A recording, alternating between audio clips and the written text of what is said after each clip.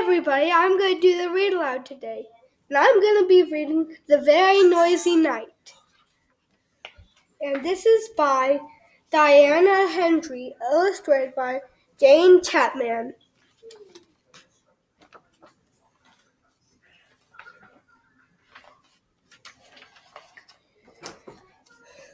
It was the middle of the night, and Big Mouse was fast asleep in his big bed.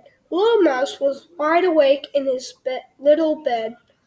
Big Mouse, called Little Mouse. I can hear something rushing in the house, huffing and puffing.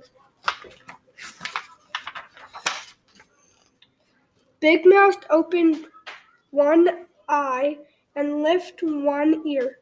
"It's only the wind," he said. "Can I come into your bed?" asked Little Mouse. "No," said Big Mouse, "there isn't room," and he turned over and went back to sleep.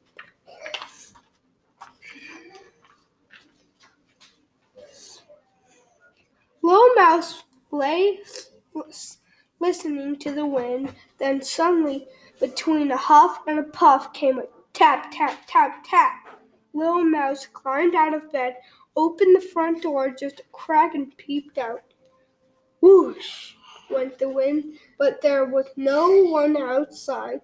Big Mouse, called Little Mouse. "I can hear something tapping. I think there's a burglar on the roof."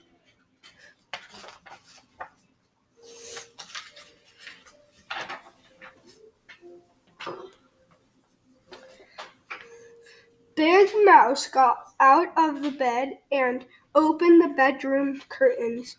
"Look," he said, "it's only a branch tapping on the window. Go back to sleep." "Can I come into your bed?" asked Little Mouse. "No," said Big Mouse. "You wriggle."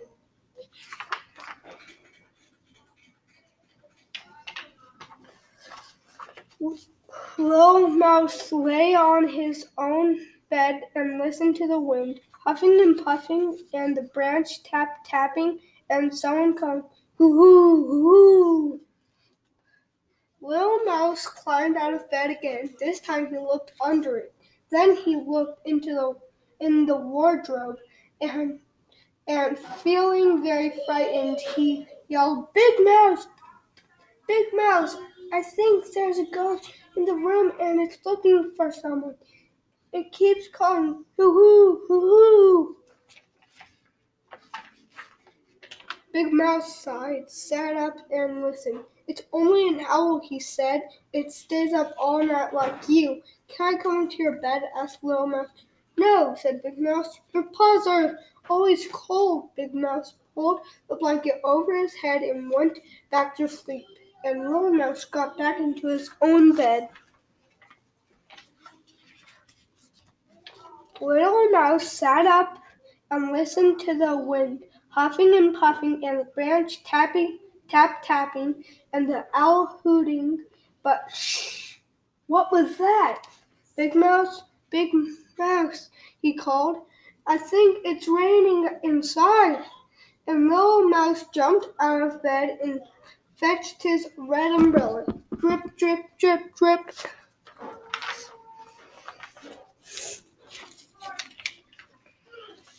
Big Mouse got out of bed too. He opened the front door to see if it was raining at all. Then Big Mouse went into the kitchen, turned off the dripping faucet. He gently pried the umbrella out of Little Mouse's paws and put it away. "Can I come into your bed?" asked Little Mouse. "No, you're nice and snug in your own bed," said Big Mouse, taking him back to the bedroom.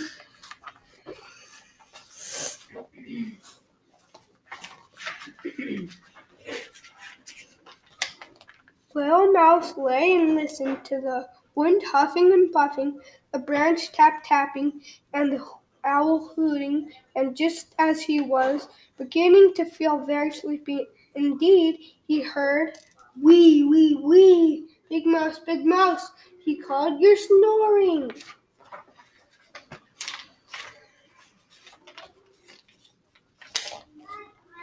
Wearily, Big Mouse got up. He put his earmuffs on Little Mouse's ears. He put a paperclip on his own nose and went back to bed.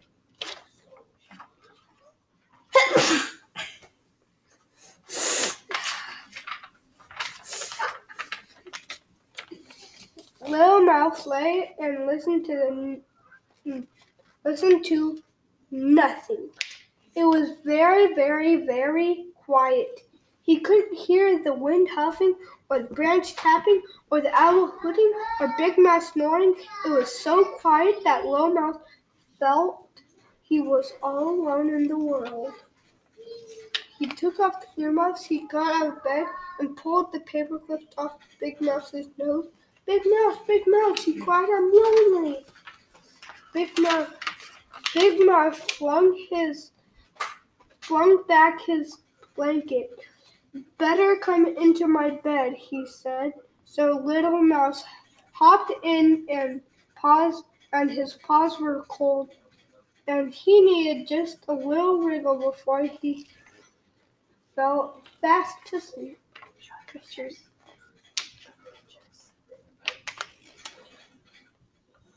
Big Mouse lay and listened to the wind, huffing and puffing, and the branch tapping, and the owl hooting, and Little Mouse snuffling, and very soon he heard the birds walking up, but neither of them heard the alarm clock because they were both fast asleep. The end. Thanks for listening. Bye. Like and subscribe.